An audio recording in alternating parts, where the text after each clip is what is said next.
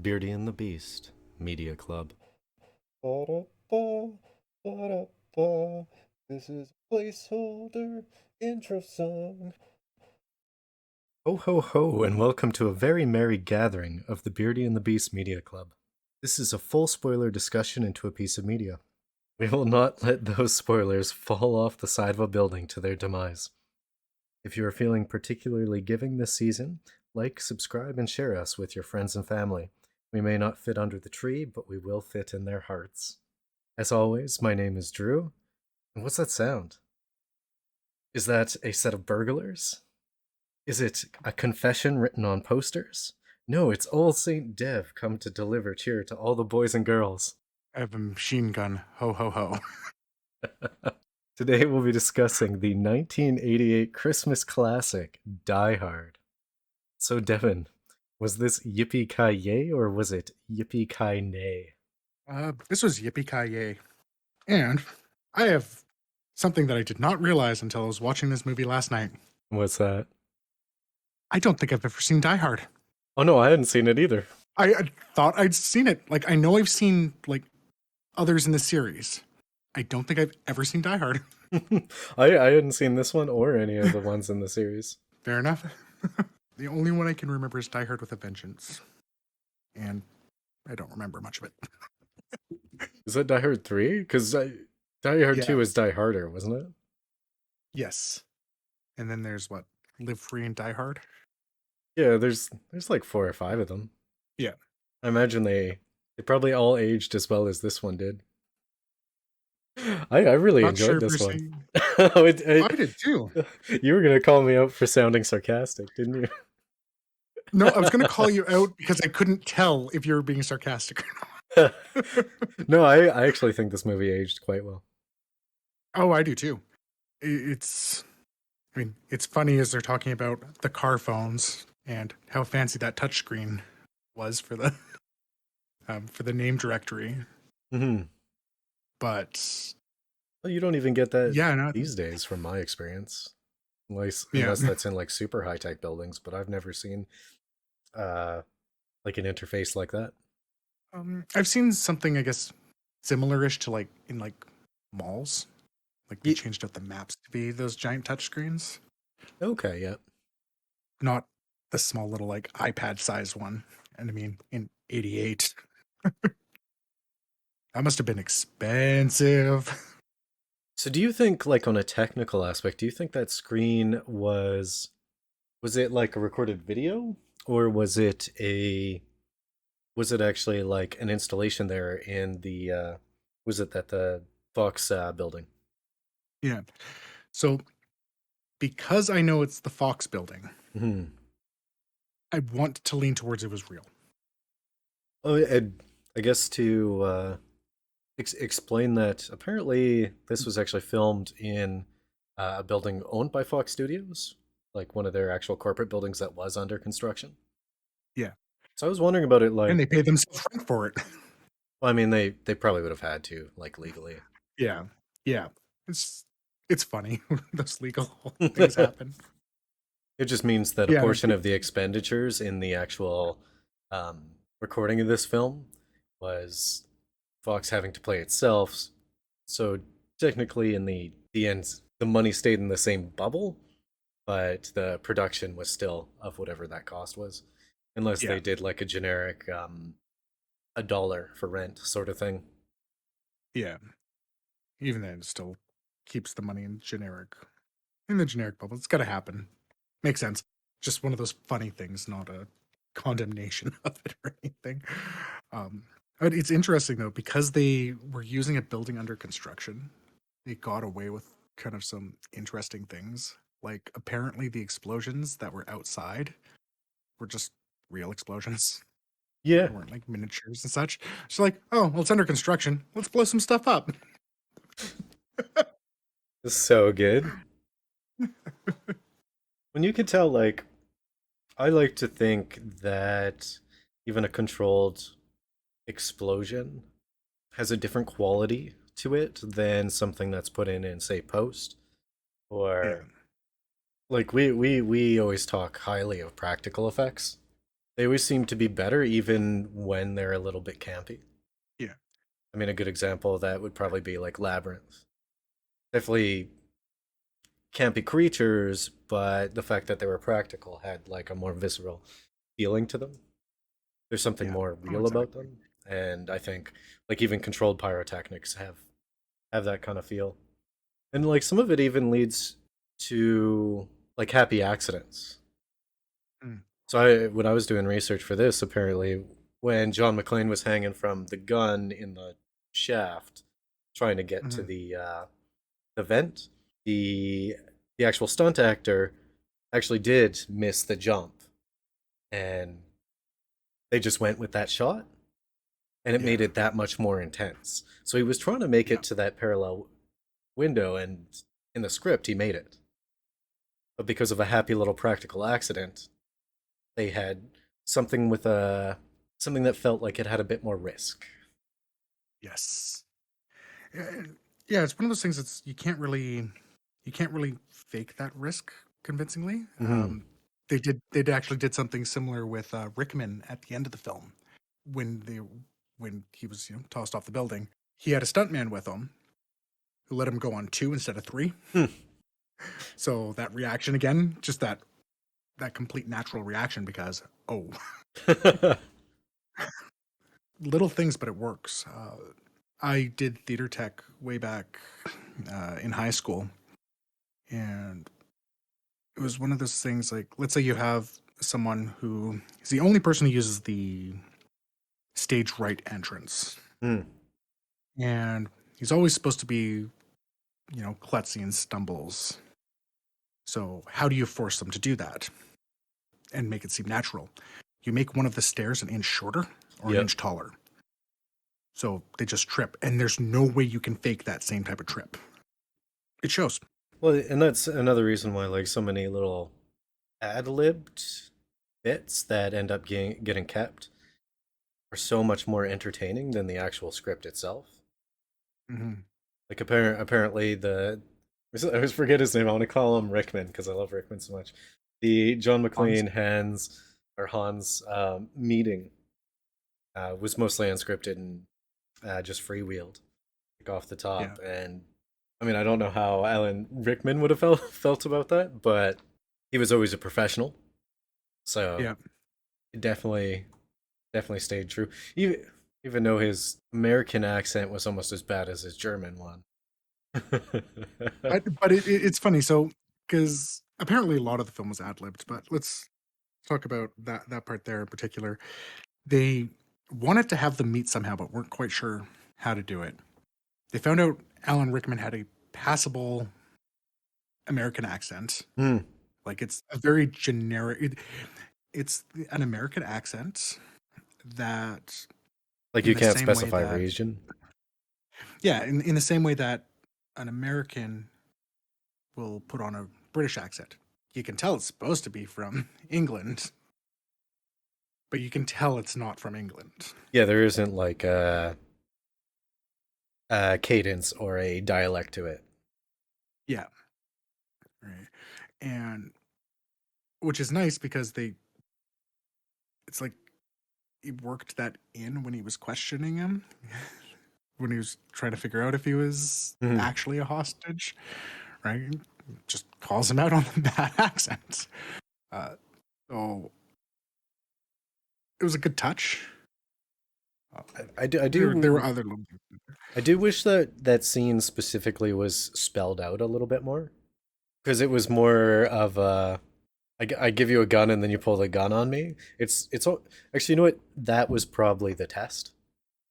The Mhm. actual like he had a suspicion, but he handed him the gun.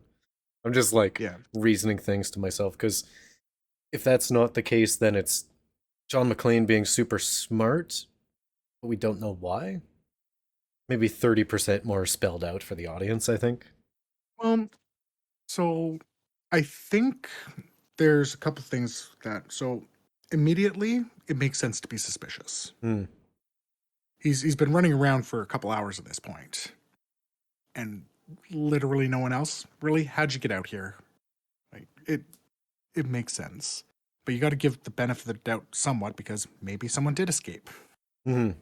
He was literally testing him throughout. It's like asking what the name was, but Hans was smart enough to kind of was observant enough to see the names and picks a name that's on that board, right? Well, that's why I think the gun Um, was the final 100% test. yeah, Like, yeah. I think he handed him an unloaded gun. Still not sure. Apparently, in my reading, there was one other pointer that they had that was supposed to show that it wasn't that he wasn't who he was saying was, and it's something that I feel like it's a stretch, but it's what the production says was one. Is the way he held his smoke, the way Hans held his smoke, Mm. is apparently a very European way Oh, okay. as opposed to an American way. Not something I noticed, but could see it being something if you have knowledge. That would be a part that needs to be spelled out a little bit more. Well, it could also Yeah, I be didn't. like Hans wasn't a smoker, so I'm Mhm. wondering, like, you can tell when someone's not a Yeah, smoker when you are a yeah. smoker. Like, you can just, it is all in the way that he was holding it. Hmm. So the fact that he was like, "Oh, you're a smoker," and then like, even if it wasn't picking up that it was a European way, there's something like weird about a hand position. Yeah, and it's subtle things, subtle things like that that work. I think, yeah, it was definitely the final test. I guess I can go either way on the spelling it out that little bit more. At the same time, they already shown John to be fairly clever, so Well, it's that's not a what he stretch. has, So like in spades. yeah, yeah. Before we get off the like the ad lib train and the improv train, little PSA for the little hours. Here's how you do a whole lot of improv in a movie and have it done like passably well. Oh yeah, it's almost like having something more than 6 pages to go off of will give you something. Um, yeah, no, apparently a lot of it was ad libbed, which is interesting. And I guess I think some of it may have worked so well being ad libbed. This is apparently both Bruce Willis's and Alan Rickman's first film. Mm.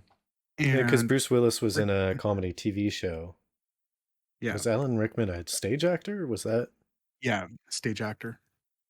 So both of those have liberal amounts of ad lib and needing to kind of pick up and carry. Probably made it a lot easier for them to even have these ad lib scenes and discussions. You know what's interesting? The artificial chemistry between the two. They have what, like, three scenes together. The rest of it is them talking over the radio. So Yes. the way that those are generally shot is there'll be someone reading the other character's lines and the Hmm. person replying in like the in this case the walkie-talkie or whatever. Yeah. So it felt like they had an adversarial chemistry, Hmm. but in reality they probably weren't even talking or even in the same like room with each other. It was Yeah, just that's true. like the the acting sold it as if they were actually talking together on those radios. Yeah, I wonder if they did something like they did in Who Framed, where they were actually line reading each other and being able to interact with each other. Well, I mean, Uh, it is an older film. I wouldn't be surprised if you told me that none of the Avengers actors were ever actually in the same room as each other. Like, I wouldn't be surprised if you said that. Um, yeah. and I might just be projecting that thought onto this film. I think the way I could phrase it for this film is I wouldn't be surprised if Bruce Willis was off camera reading his lines to Alan Rickman. Yeah. Yeah, because yeah, the chemistry was definitely there. It's done like even the characterizations, they're great foils for each other. Like both of them were getting by on their cleverness and wits more than Hmm. anything. Well, I'm that gonna use that to segue. Or if you want to go ahead first. well, I was gonna say like when it came to Sergeant L. Powell, there was a Mhm. chemistry there too. It wasn't as Yeah. good. Maybe it's because like I'm so used to like a buddy buddy thing, Mm. and I'm more interested in the mind games between the protagonist and the antagonist in these type of Yeah. films. But there was certainly a lot of chemistry there. It just wasn't. I'm wondering if that was like that'd be a props to the director then, Yeah. way that it was Except directing, like, or maybe they could have practiced line delivery together and all that. yeah. Yeah, because I'm thinking about the chemistry. Like overall, the chemistry was the only character that I really didn't feel any chemistry. Well, I guess there's two characters I didn't feel any chemistry for, but So help me that's if you say kind of Argyle, you're nitty. gonna fight me IRL in Fortnite 1v1. Oh, no, no, no, Argyle was awesome. Okay, good, good, good. On the same page. I can forgive Yeah. anything you say. Oh, you're gonna say the Um, coked up guy, aren't you? the coked up guy and the police chief. Yeah, well, I mean, Police Chief was your standards 80s movie police chief, Yeah, and honestly, coked up guy was your standard 80s movie coke guy. yeah, Like, they're kind of just archetypes that were thrown into it. Like, you're supposed to like dislike this guy because of the character archetype. yeah. And I think that's what surprisingly for what most people would just consider just your action movies. Like the reason I'm pointing them out in this movie and wouldn't say in Lethal Weapon or something like that if there was characters in the same way is because again you have the characters basically all never actually interacting with each other, Mm-hmm. but there was believable chemistry between John and Hans, right? Like you could feel the antagonistic relationship. There was good chemistry between Powell and John. Mm. uh, and I think your disconnect in the chemistry there is it was a support chemistry. Mm. It was literally we're both professionals. We both know what's at stake. We both know what's going here. So let's get the dark humor. Let's get you through this, right? And so, of course, it's very believable that when he sees him when he's outside, gives him the big hug. Yeah, I got His the arm. hug. The hug made sense. Yeah, yeah, right. But it's because of that other chemistry built up, and even the chemistry between John and Helen or Holly. Oh, I believed that they were an estranged couple, and he was trying, and she was pretty much over it. And like, I just had completely bought into it. And again, they didn't actually get to spend much time together. Well, I always It's thought amazing Bruce storytelling. Willis was a better actor than a lot of people give him credit for. Yeah. I mean, even though Well, he's been doing some crazy movies lately. yeah, that's a lot of people. I know it gets to a point where you can just go, yeah, I'm going to try it. Why not? Or if you're in like Nicolas Cage's boots, you lose a whack ton of money, and now you just do anything. Which is what Yeah, I. like he wasn't doing just anything before he left. What are you talking about? There is a map on the back of the Constitution. Is that it? Yeah, that was it. Yep, yep, yep.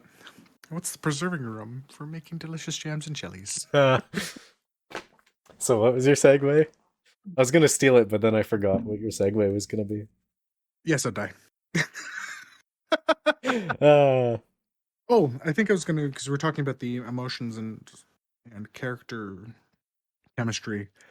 I was actually gonna segue into this a little bit as an action film because hmm.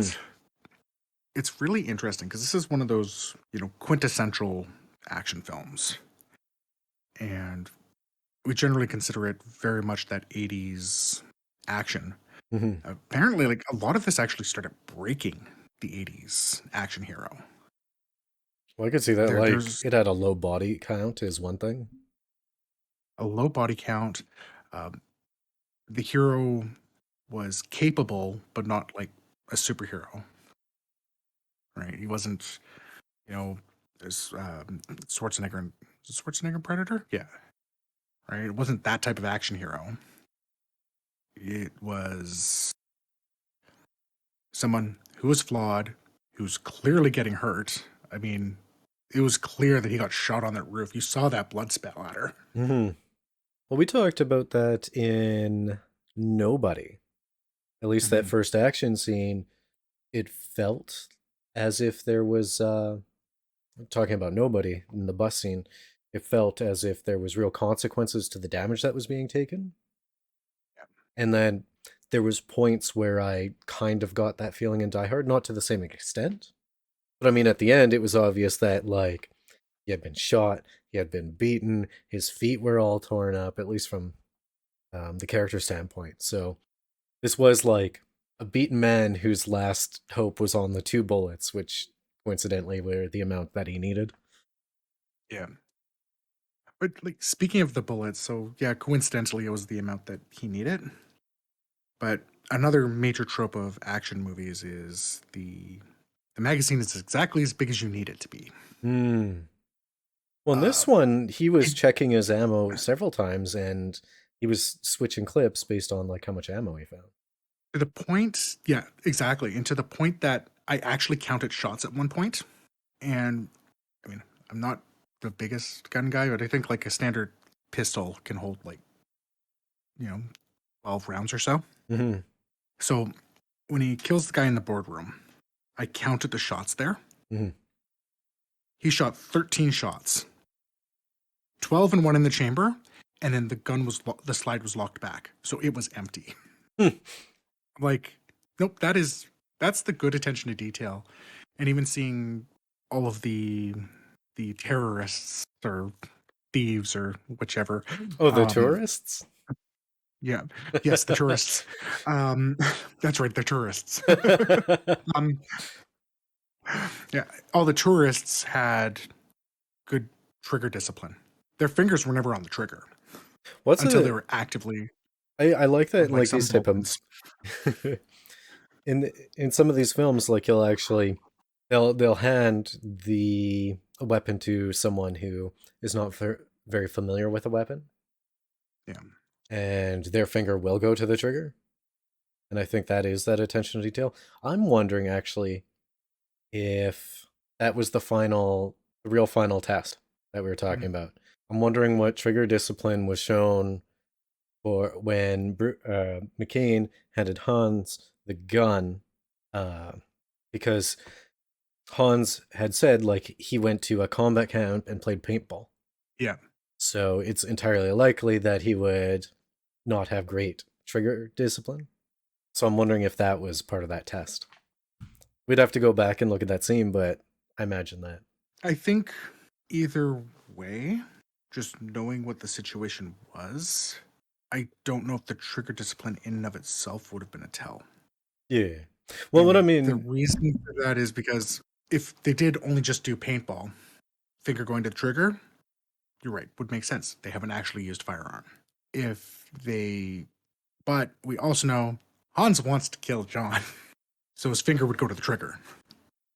I don't think it would. Per a professional. Yeah, I guess. Yeah, I'm just no, it's fair. like I'm wondering if that we'd have to go back and look, but I'm just wondering if that's another Yeah. one of many tells in that situation, just to keep on topic. Mhm.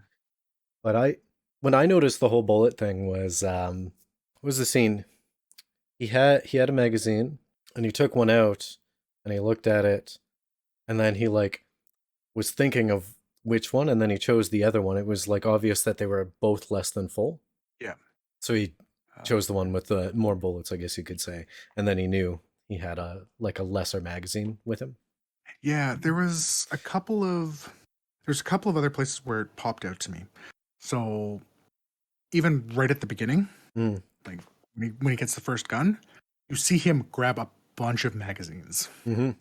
right? So at the very least, even if they were doing reload when you need to, they acknowledged that you would need to right at the beginning. Yeah. So that was one spot. Another spot when he was like the vent scene that we already talked about, the gun was empty. Hmm. Like you could see in the clip, it was empty. So he was using it, but he also wasn't just leaving an active weapon around, Yeah. which was nice. Um, there was there wasn't much full auto fire, except when it actually made sense to be full auto fire. For the most part, they were burst firing, and unless they were doing covering fire.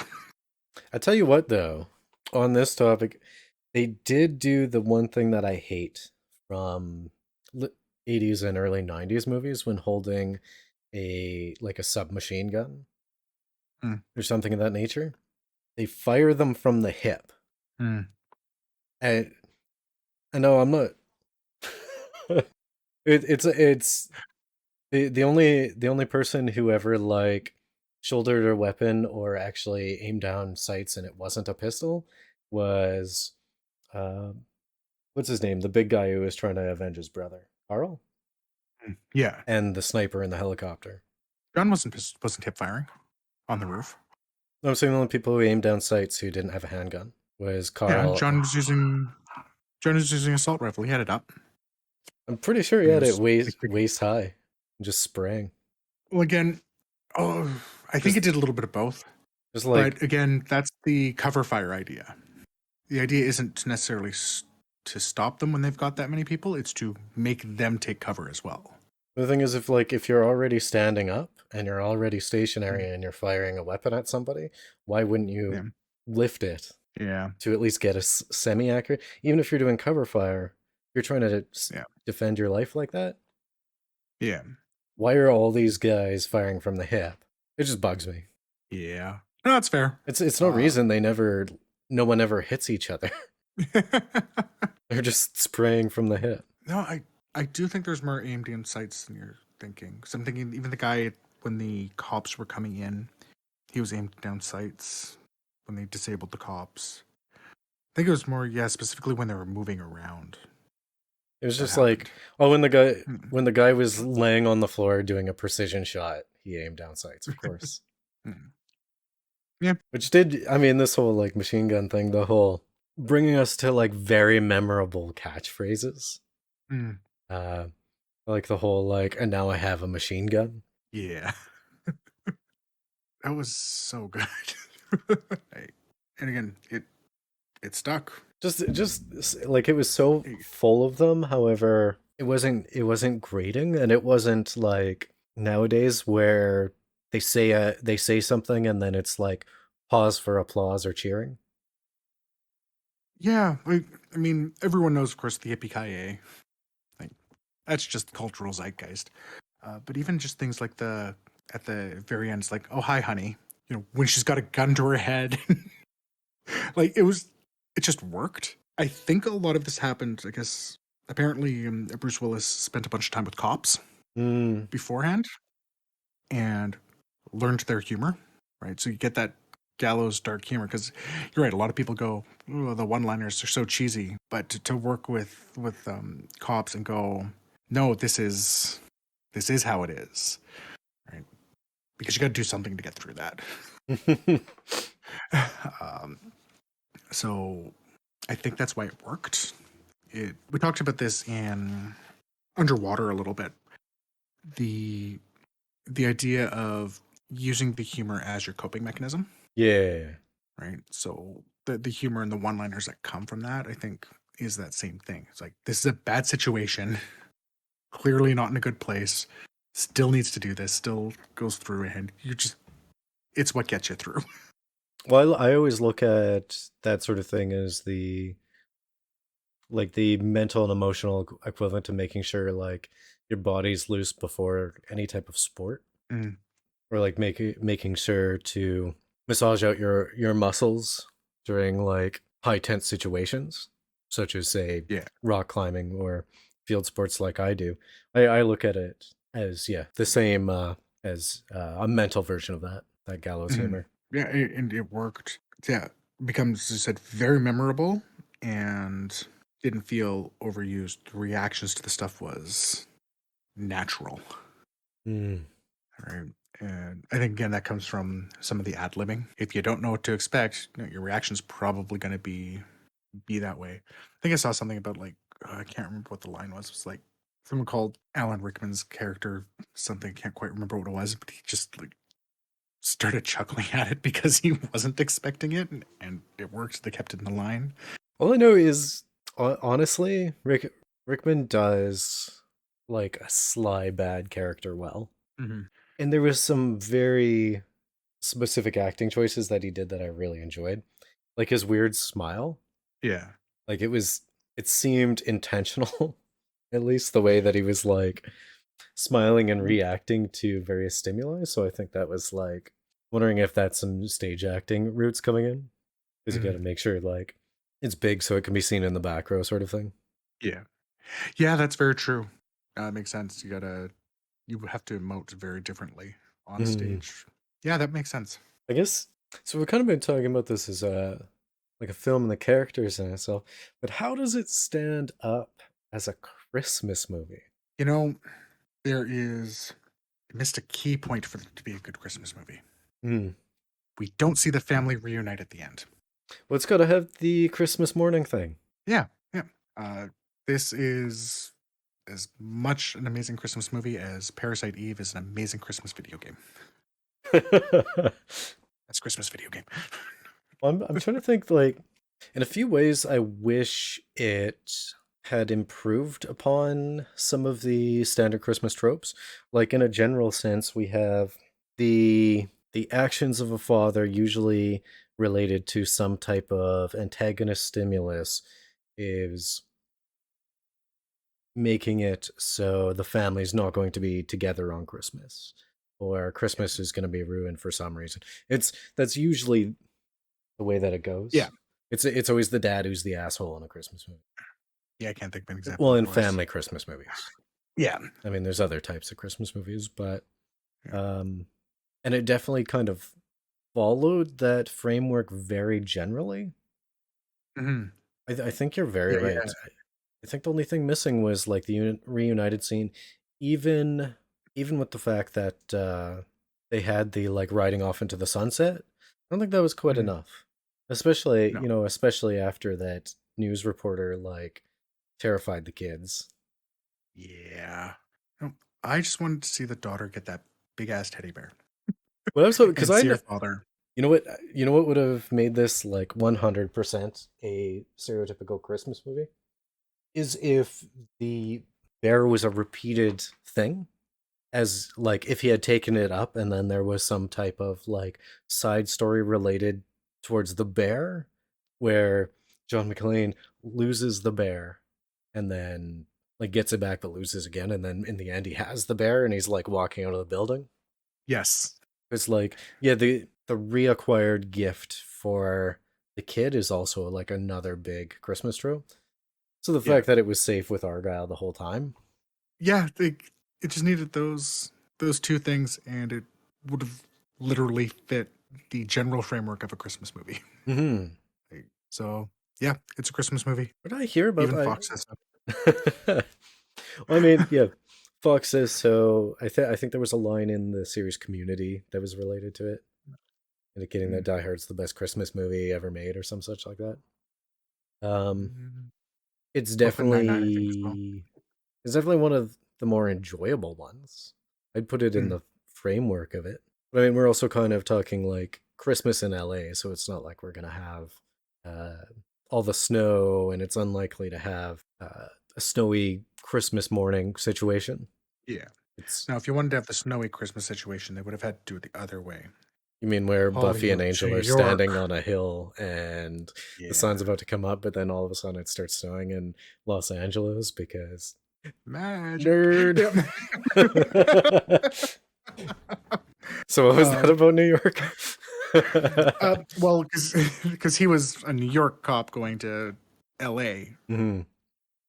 It should have been like, if you wanted to have that snowy aspect, you would have had him be the L.A. cop going to New York. Mm. I even like the idea, because that's another Christmas movie trope, the accidental inviting, because it seems almost like he was accidentally invited by the boss to the Christmas party, Mm. because Holly had no idea, and she would have known if she had anything to do with the limo coming to pick him up or anything like that. Yeah, there was definitely an accidental invite there because Yep. the boss ordered and paid for the limo and it took him to the party. Yep. Which I mean brings us to the only plot hole in the entire show ever. Mm. Or in the entire movie. How did the boss know about his flight itinerary? Well, again, but that covers that. No, but like how If did he get that he information? if he invited him, Oh. Wait, does that wait a minute. Wait a minute, there's some like headcanon stuff going in my head right now. What was it, Takagi? yeah, What was the family name? I think he only gets referenced as Takagi, so I assumed that was the family name. Okay. That that means that Takagi was banking on a Christmas miracle of trying to get this couple back together. Yep. Because they were very much estranged, and she was very much uncertain that he was going to arrive, he was going to stay anywhere, and that he was coming to the party. Okay. But how estranged would Takagi have actually perceived it? Well, I mean, she dropped the Has McLean name. pictures of family all over her office with John in them. I think he's perceptive. I don't take him as an unperceptive man. I like to Yeah. live in the headcanon that this entire thing was Takagi's plan. Yep. Maybe not dying, Yeah. but the rest of it. Yeah. I really appreciate that Takagi called them out. I mean, yes, he died because of it. It's like, what are you going to do if I don't give it to you? Well, I mean, that actually points out the bigger plot hole that I saw in this film. There's no plot It's the holes only in one this that film. I saw. Sorry, the one incongruence. questionable piece of the one questionable piece of technology when you're storing $640 million in bonds. Why? Oh, why does the safe locks disengage when the power is cut? Yeah. Well, I mean, that's just bad safe design. So it's dumb. Yeah. But knowing the type of safe and the fact that that would happen would mean that Hans was actually this genius tourist thief guy. So, like, you put that all aside. But if we were to talk about how dumb it is that when the main power is cut to a building, the auxiliary power in the building will open the door, or at least disengage the locks. Yeah. Why wouldn't it just at least leave it closed? Yeah. It's not magnetically locked, but it'd still be closed. I wouldn't call it a hole. I would just say it's dumb. Because for like half of the movie to work, it would have required the fact that that door would open when the power was cut. The door opening, the door opening, I don't quite mind the door opening when the power is cut, because I could assume that if the lock's disengaged, the weight of the door tilts it open. Okay. So that part I can get. But I'm just thinking, is like, I know the building where I work, it's got the electromagnetic locks that you need to fob in to disengage them. Yeah. And when the power gets cut out in the building sometimes, we can't open those doors. Yeah. So here's what I thought. I didn't like the use of the explosives. I actually thought they were a backup plan to drop the safe down a shaft in the event that they couldn't open it, to just crack the safe. That was my thought. And then it was like, oh yeah, we put a ton of C4 so we could explode the top of the building. Like, that makes sense, the intention there. I just didn't like it. Yeah. Yeah, I think so. I suspect this disconnect comes from the difference between the book, because apparently this is based off a book, and the film. Because in the film, they were just common thieves and they get called out for it. In the book, I believe they were tourists. So that makes a difference. So I think that's where that comes from. It's probably why, they had things like RPGs that they could fire that were coming in. I think they at least explained why they were using the explosives then. Basically, faking their death is what they were going for. Yeah, like, it makes sense. I just don't like it. Yeah. But I think that's probably where that choice comes from. And just that's the action blockbuster thing. I think it would have been cool to drop a safe. Yeah, but it's not Ocean's 11. Yeah. Or any of the Ocean's film, or... Now I kind of want to watch, like, an elaborate heist movie. Those are always, like, super fun. Yeah. Yeah, I think, just speaking of the tourist versus thief option, I do think it gave a little bit of ambiguity throughout the film. Well, they originally called him a tourist, and then they kind of backed off to a thief, so I guess, like, it sounds like he gave up that life, or alternatively was just using it to be like this master thief. Like, I know from the script standpoint, they did it because they thought tourists wouldn't play well in the summer. Yeah, they figured that tourist angle wouldn't play well in the summer for like the summer blockbusters. Mm. Figured it would have put too much of a downer on it, but you turn it into a heist, that becomes a lot more fun type Yeah, film. there was definitely So more like heist aspects to it. It was probably like a good change. yeah, I mean, better than it being like a bus that can't go less than 60 miles an hour, otherwise it'll explode. Or a so cruise much ship fun. that can't go under a certain amount of knots, otherwise it'll explode. That one was less fun. Yeah. So we've kind of talked about the points that were for both of us kind of went, huh, that's kind of an odd choice with it. I want to talk a little bit about just the setups and payoffs throughout the entire film. Okay. So the obvious one that's throughout the film is the guy on the airplane telling him, like, no, just take off your shoes, step in some carpet, make some fists with your toes, Yeah, and the which whole causes like him, son of a bee thing. yeah. So you get that payoff immediately to him trying to get shoes, but the guy has feet smaller than his wife, so he couldn't wear those shoes. To them shooting up the glass because they noticed he didn't have shoes. It was logical for him to not have them throughout the entire thing, Mm-hmm. and paid off there and actually became a hindrance to him. That's the big one. But a couple of the smaller ones that I saw that I really liked was Ellis is getting a can of Coke when he's radioing John, Mm-hmm. pretending to be his friend, because the cokehead probably asked for Coke. Hmm. And to the Rolex that what's assumed Ellis gave to Holly, Mm-hmm. coming back right at the end as well. Like that's how they managed to get Hans to lose the grip on her. Well, and I definitely appreciated it.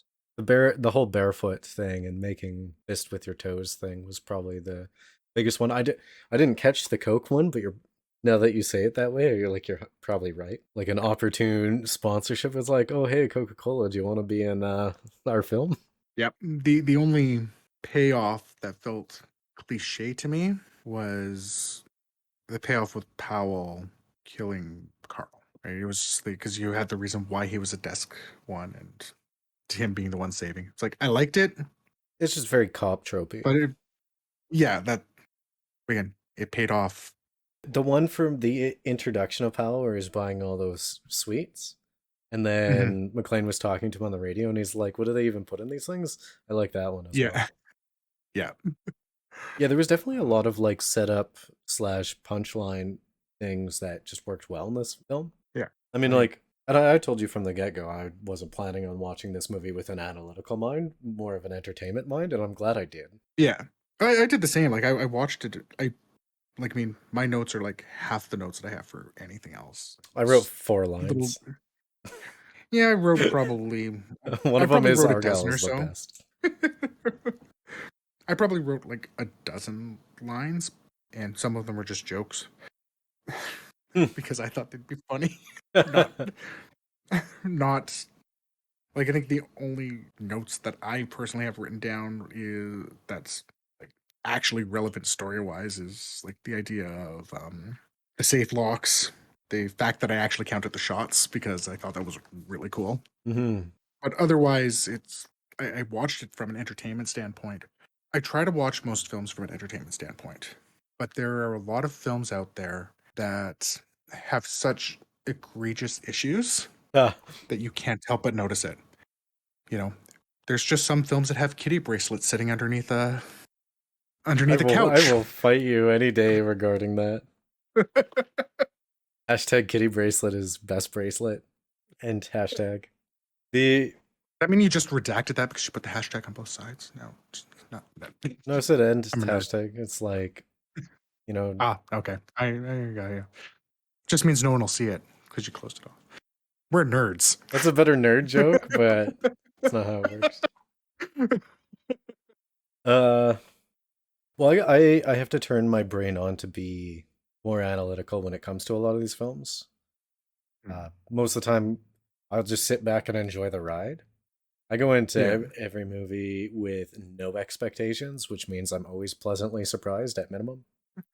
It's the reason why I've seen and enjoyed like all the Transformer movies is because giant robots with exploding lasers.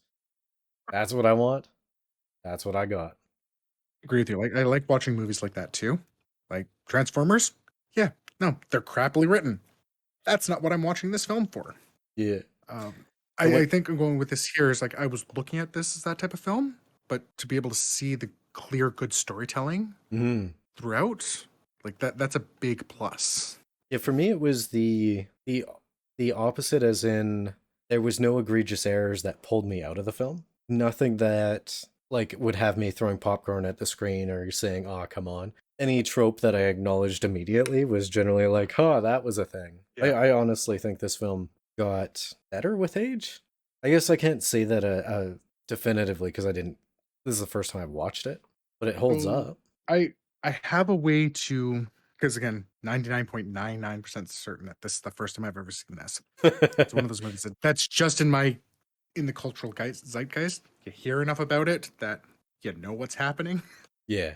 And I'm going to agree with you that this aged very well and might have been a big risk at the time I could see that they even because like changed the format of the antagonist of this sort of film. Mhm.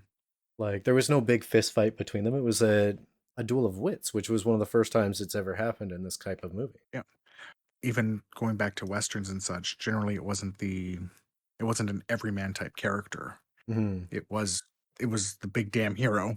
John wasn't the big damn hero. He just happened to be in the right place at the right time, was making the best of what he found. Like there was a lot of improvisation. It was clear that that was the case. The making an action movie into a Christmas movie, having a comedian and a stage actor be your leads. Hmm. I mean, to the point that they didn't want to have Bruce Willis on the poster because they thought it wouldn't work. Because again, most of the other action movies I think of around that time, it was the superhero action character. You have Terminator, you have RoboCop, you have Rambo is a little bit different, but like second Rambo, not First Blood. You got I think I got that name. Jack Slater from the Mhm. greatest action movie of all time, Last Action Hero. Yeah. Sarcasm. Right. Right, like that, but that's the type of action movies you have. So it breaks the trend. It stands up well, I think, because it's not that. Hmm. I I I almost expected this to be a little more of that campy action hero, just because I knew it was a late 80s, early 90s action movie. Yeah, I definitely thought it would follow more of the action tropes. 100%. Yeah, yeah. And no, this actually seems to be the film that started breaking that trend. So that says a lot. I think it helps the strength of it. And again, just the good story writing. Like, even as you go, we've both watched other action movies where there was stuff that pulled us out. Neither of us are really seeing that in this. There's no plot thing making me go, huh, not like, how did they X happen to Y? I mean, they even paid attention to where guns fell. Like, so you're not ever wondering why they weren't grabbing for a gun that Well, it's also mysteriously disappeared. Or well, it's also because the actions of the characters were understandable in the relation to like the plot and story itself. Mhm. You didn't have that like that whole like the whole horror movie trope where like, guy goes like, "Oh, I'll go look myself," or I'll go, Mhm. make out with this girl in the woods. Like there was none of this Right. like screaming at the TV like, "No, don't do Yeah. that, you idiot." Yeah. Whether like the internal consistency was really solid, even though it all Yes. hinges on a really dumb bolt thing. So, be it a heist or tourist season, um, there's really three. There's three aspects that make the move that would be considered the contrivances that have to happen for the plot to go through. One, you have a cop is happens to be there, Yep. right? Happens to be in the same place as the family where the tourists come to visit, and the building has to be mostly empty. And all of those made sense. It's like, oh, well, the building's mostly empty because it's a Christmas party, and we invited him because he's the husband, and So even there was no forcing there either. Just Mhm. made sense for John to be there, and it made sense for there not to be many people around. And It's because Takagi was a saint who was hoping on a Christmas miracle. yep, agreed. Takagi was Santa all along. Is this why Santa is no longer real because he died? This this is this is so sad. Santa died at the top of Nakatomi headquarters on Christmas. Yeah, I think overall it's not a masterpiece by far, but for what it is, even when regarded as a Christmas movie, the fact that it stays away from a lot of like the 80s and 90s Christmas movie tropes I really appreciated. Was just enough that it still had a bit of that feeling. I think this movie would only have 2 out of a potential 10 pieces of coal in its stocking. Yeah. I adored this movie. I had a smile through most of it. Oh, I agree. I think that I had a different rating system in my head, and it's gone now because of the coal one. I like the coal one. The coal one's so good. I think it had something with tourists in mind. Yeah, I mean, that would be kind But- of tropey for my arbitrary rating systems at this point. It's a Christmas special. You got to lean into it. That is true. I would definitely say How many hoes? I agree. Actually, I think only two pieces of coal, maybe 1.5 pieces of coal in the stockings. Well, it knew what it was. It knew what it was. It wasn't afraid to break the trends at the time. The story is solid. The acting is solid. Mm. Like, I mean, I almost disagree, and I would say no. I would actually consider this like a action masterpiece. I would definitely put it in the top tier of probably one of the best action movies of the 80s. Yeah, and it stands up today. Like, I mean, it's not John Wick, but nothing is. It's not the Expendables. Well, it's the anti-Expendables. That's true. The Expendables is very much the superhero. Well, it's everything. heroes. It was everything that was exciting and over the top about 80s and 90s action flicks. So Yeah. characterizing this as the anti-Expendables is the perfect characterization. Yeah. Because it broke most of those trends. Yeah. No, I definitely see why this is on must-watch lists all over the place. I'm surprised I haven't seen it earlier. Same. Very, very much the Yeah. same. I mean, I kind of wish like it was the only one. Mm. I mean, I understand why they milked the crap out of it and made a bunch of them, but it's kind of like Red. First one was awesome. Why'd you Yeah. make a sequel? Yeah. Especially when the sequel wasn't all that good. Yeah, I'm not sure how Die Harder is. I know I haven't seen Die Harder. Die Hard with a Vengeance set me up. Actually, no, I have to think about that now. It did put me in a little bit of a different mindset, but it was just more elaborate, Mm-hmm. right? And I think it loses the charm of this one here. I didn't mind that one. Well, Can't say Die Harder, so I'm not sure if there's sequels that are good or bad. Or well, it's kind of like our concerns about Sicario. mm-hmm. Like, Yes, there's a Sicario 2, and it looks like an action film, Mhm. which wasn't really what Sicario was. Yeah. Sicario was like a drama or even a thriller. Yeah. Like it was a psychological thing. I feel like all that they can do now is lean into the standard 80s, 90s action tropes instead of defining them.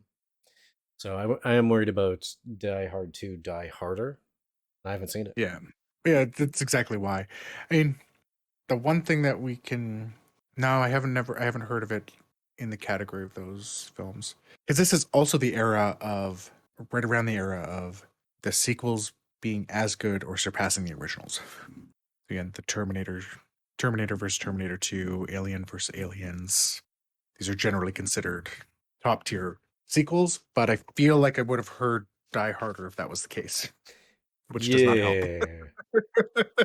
Those are two really good examples. Like, I can't even refute it. Yeah. Had you used worse examples, I could have, like, just shuffled your opinion aside, but you pulled out the perfect two. I'm just like, damn. Anyways, yeah. I guess with that we should probably wrap it up. Yeah. With that, this has been a very merry special edition of Beardy and the Beast Media Club.